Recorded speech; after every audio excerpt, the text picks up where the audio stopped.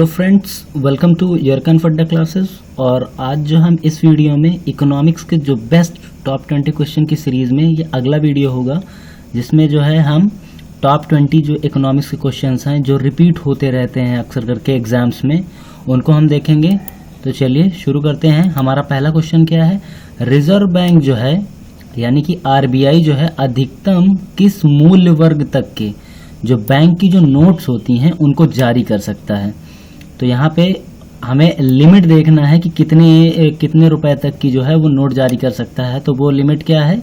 ये है 10,000 रुपए तक की जो है नोट जो है आरबीआई जो है अधिकतम मूल्य वर्ग तक का जो है बैंक नोट जारी कर सकता है। रिजर्व बैंक अधिकतम किस मूल्य वर्ग तक के सिक्के जारी कर सकता है? ये बहुत ही कॉमन से इम्पॉर्टेंट क्वेश्चंस हैं जो अक्सर करके जो है पेपर में जो है रिपीट होते रहते हैं। तो वो क्या है? एक है ये 1,000 रुपए तक का सिक्का कितने रुपए तक का जारी कर सकता है? 1,000 मूल वर्ग तक के सिक्के जारी कर सकता है और 10,000 रुपए मूल वर्ग तक के नोट वगैरह जारी कर सकता है। जो रिजर्व बैंक नोट मुद्रण जो प्राधिकरण यानी लिमिटेड है कि स्थापना कब की गई थी? तो ये स्थापना कब की गई है? ये स्थापना की गई है 3 फरवरी 1995 को। ठीक है। और उस दर को क्या कहते हैं जिस पर केंद्रीय बैंक प्रथम श्रेणी तथा अनुमोदित हुंडियों का जमानत के आधार पर देश में जो कमर्शियल बैंक होते हैं यानी कि वाणिज्यिक बैंकों को ऋण प्रदान करता है, उसे क्या कहते हैं? उस दर को क्या कहते हैं?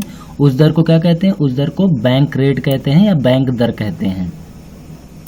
अगला जो हमारा इंपॉर्टेंट क्वेश्चन है वो ये है कि प्रत्येक अनुसूचित यानी कि शेड्यूल्ड बैंक को अपनी जमा का एक निश्चित अंश जो होता है यानी कि एक जो फिक्स अमाउंट होता है आरबीआई के पास यानी कि भारतीय रिजर्व बैंक के पास नगद रूप में क्या करना पड़ता है? उसे रखना अनिवार्य होता है यानी कि कैश टाइप में जो है उसे रखना पड़ता है। उसे क्या कहते हैं? नगद आरक्षित अनुपात कहा जाता है यानी कि कैश रिजर्व रेशियो कहा जाता है, CRR, जिसको आप जानते होंगे। बेसिकली ये एक तरीके का क्या होता है कि अगर सीरियस सिचुएशन आ जाए तो उन सब परिस्थितियों से निपटने के लिए एक तरीके का कोष जो है क्रिएट किया जाता है आरबीआई के द्वारा।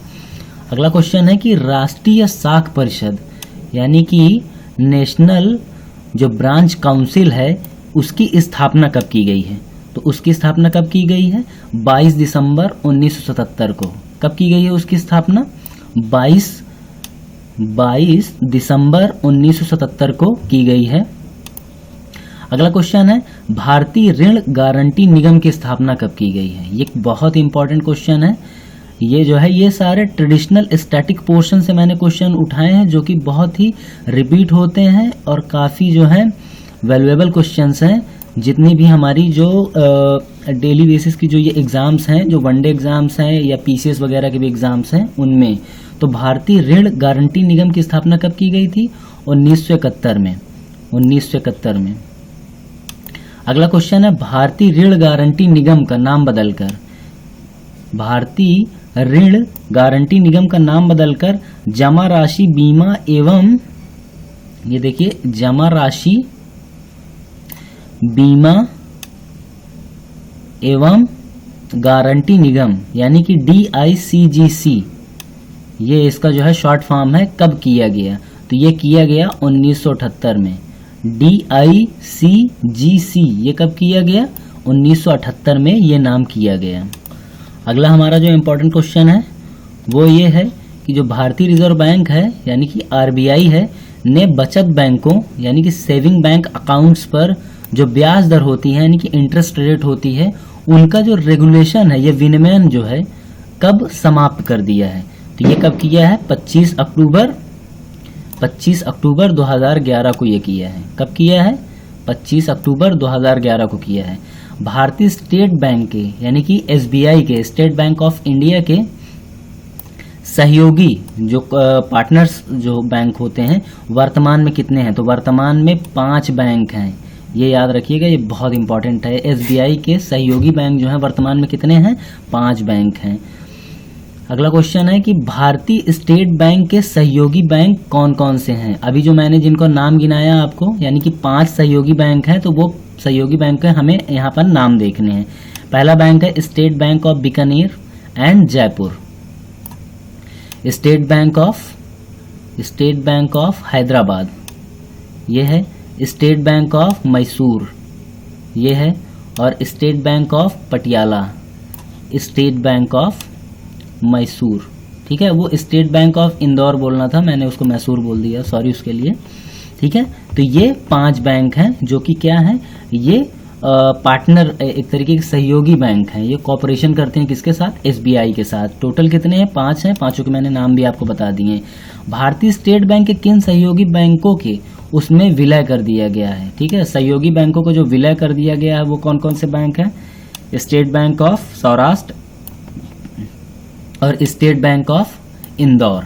इन दोनों बैंकों को क्या किया कर दिया गया है, विलय कर दिया गया है। और अगला हमारा जो इम्पोर्टेंट क्वेश्चन है वो है कि नेशनल इलेक्ट्रॉनिक्स फंड ट्रांसफर यानी कि NEFT यानी इसे नेफ्ट भी बोला जाता है, लेकिन वो बोलना सही नहीं है, देश में कब शुरू किया गया। तो नेशनल इलेक्ट्रॉनिक फंड्स ट्रांसफर की जो व्यवस्था है कब शुरू की गई, अक्टूबर 2005 में शुरू की गई है। ये बहुत इंपॉर्टेंट है। नेफ्ट की यानी कि NEFT की शुरुआत कब की गई, अक्टूबर 2005 में।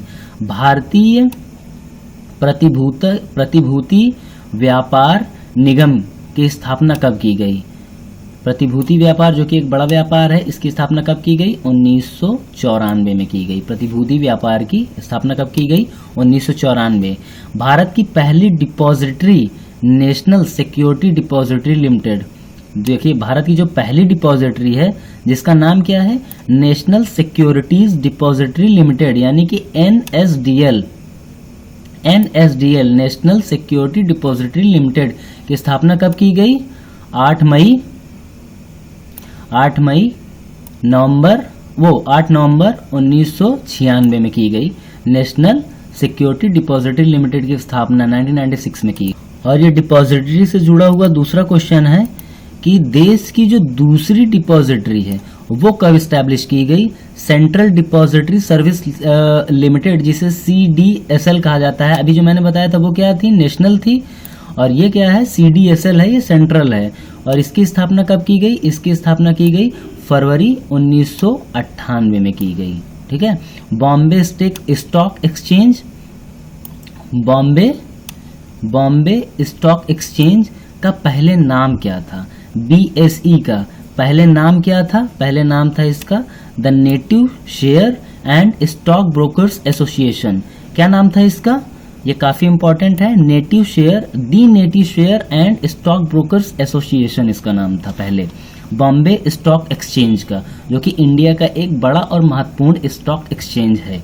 बॉम्बे स्टॉक एक्सचेंज द्वारा सूचकांक यानी कि जो सेंसेक्स होते हैं उनकी शुरुआत कब की गई, ये काफी इंपॉर्टेंट है क्वेश्चन।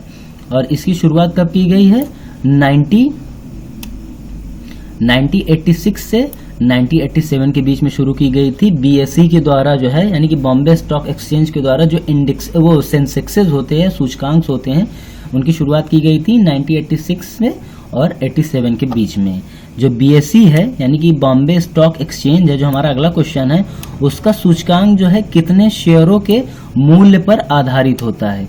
तो वो सूचकांक के मूल्य कौन कौन से हैं, ठीक है, कितने शेयर हैं उसमें, तो वो टोटल हैं 30 सूचकांक हैं।